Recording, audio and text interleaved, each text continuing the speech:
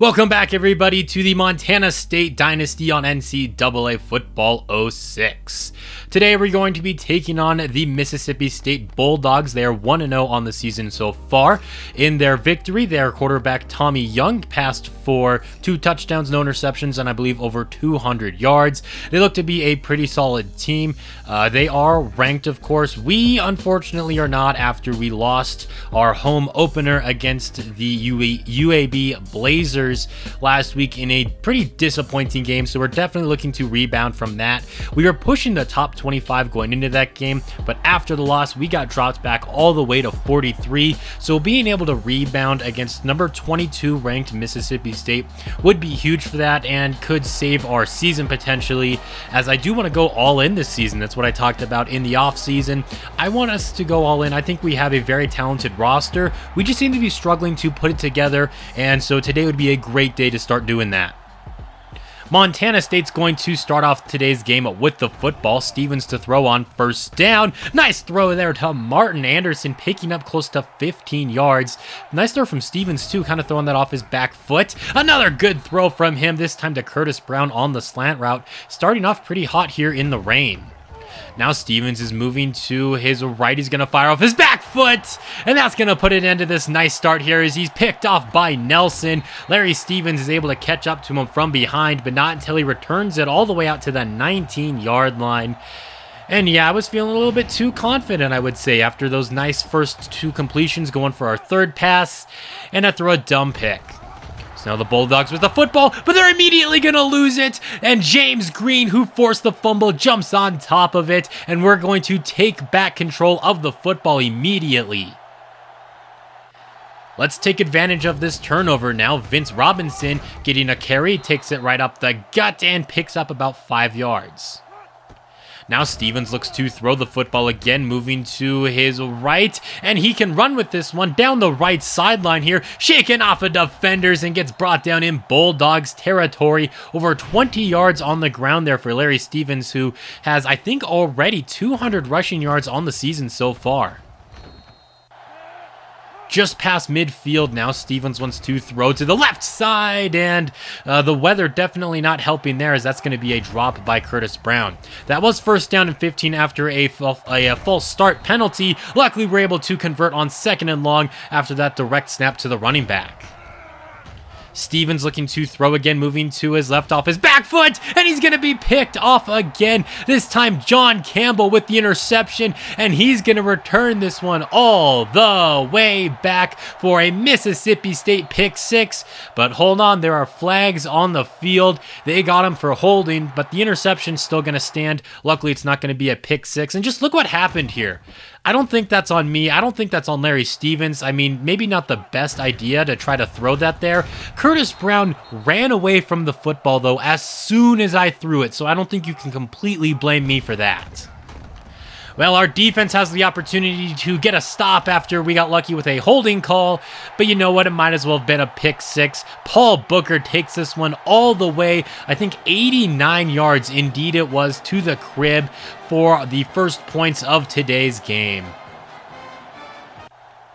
All right, the offense has got a rebound from that now. We've already turned the ball over twice on both of our drives. Here's a throw from Stevens, and once again, the weather not helping. He was on the mark there, but once again, the pass was just dropped.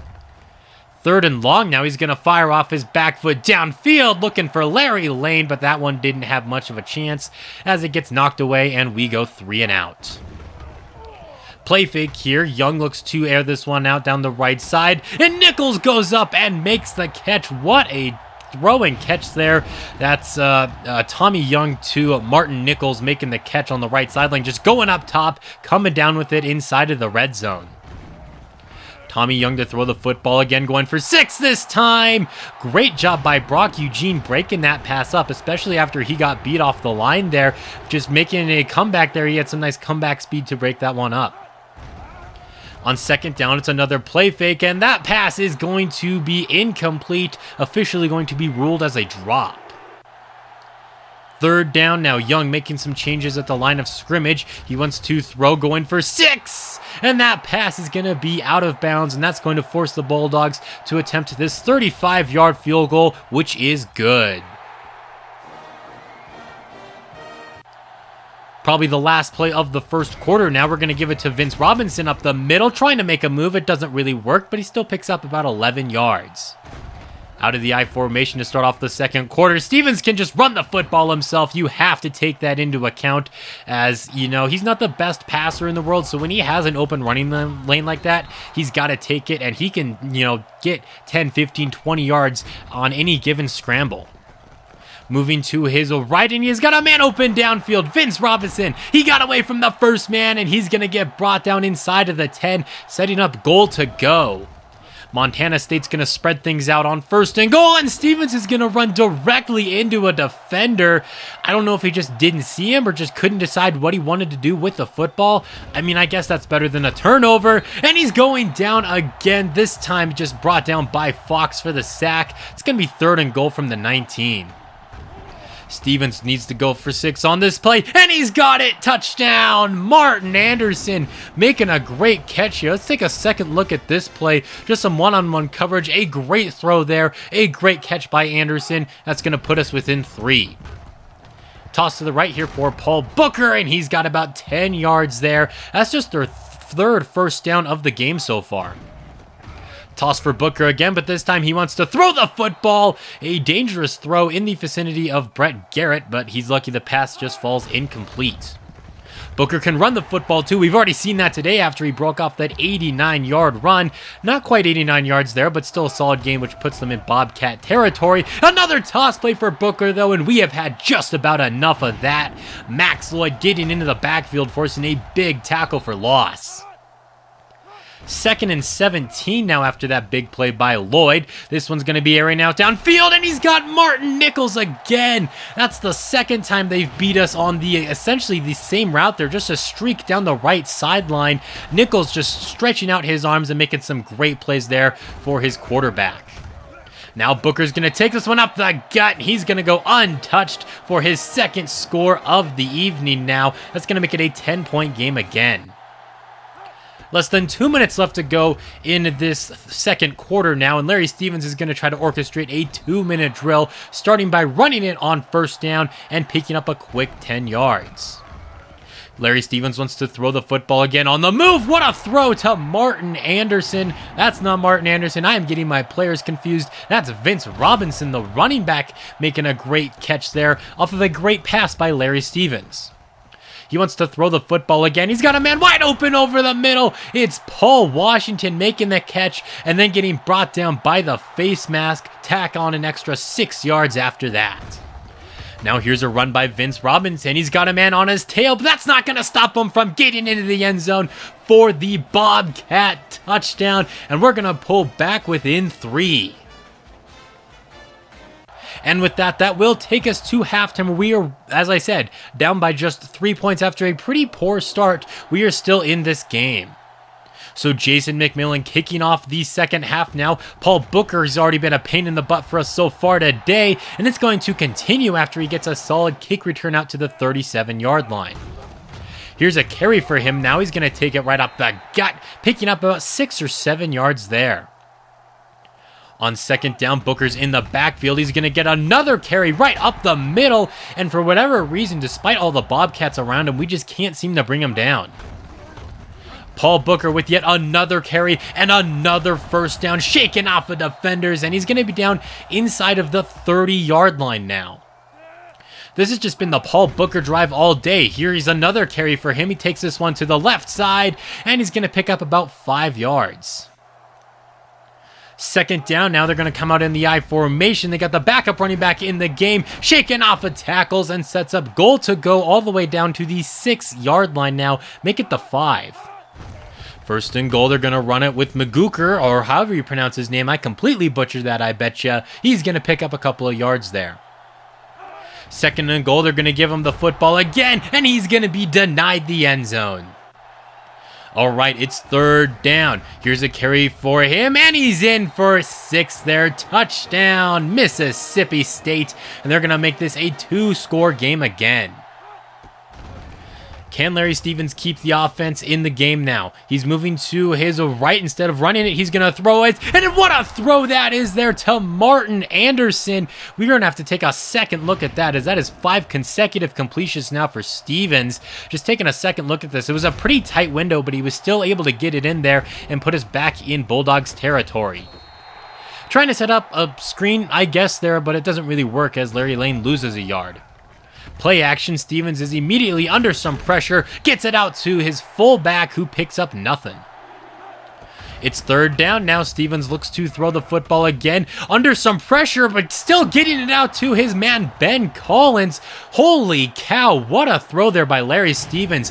He was getting tackled as he let that one go, but still got it out to his tight end for a big play for MSU.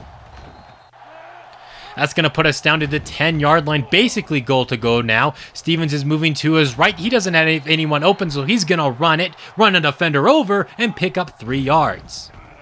Stevens needs to throw the football again now, moving to his left, surveying the field once again. Nobody's open, so he's going to pick up whatever he can with his legs, which is about 2 or 3 more yards. Now on third down, Stevens is going to try to run it again, but the Bulldogs have had just about enough of that. They're going to bring him down for a loss of about 2 yards there, and that's going to bring out Jason McMillan for the field goal to make it a 7-point game.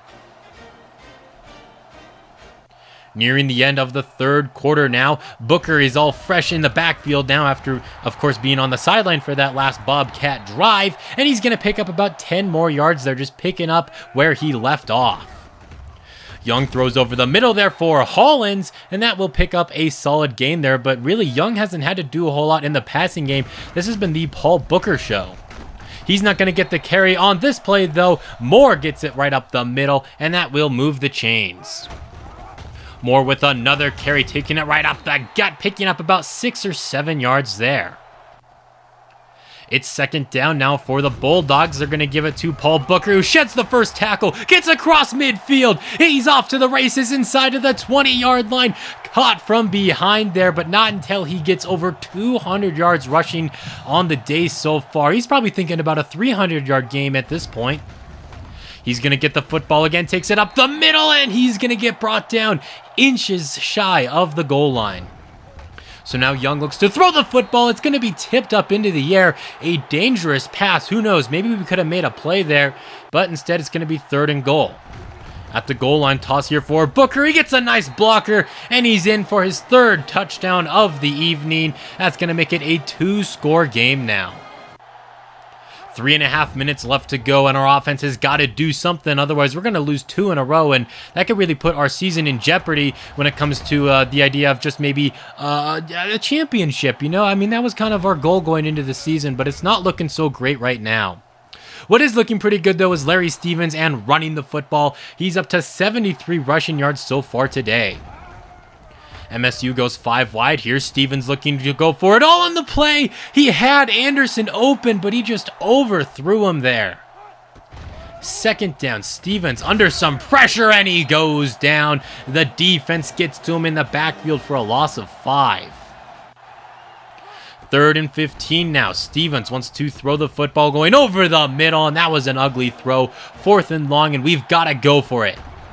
Stevens looking to throw. He's under some pressure, and the pass will be incomplete. Looking for Anderson. That's going to be a turnover on downs.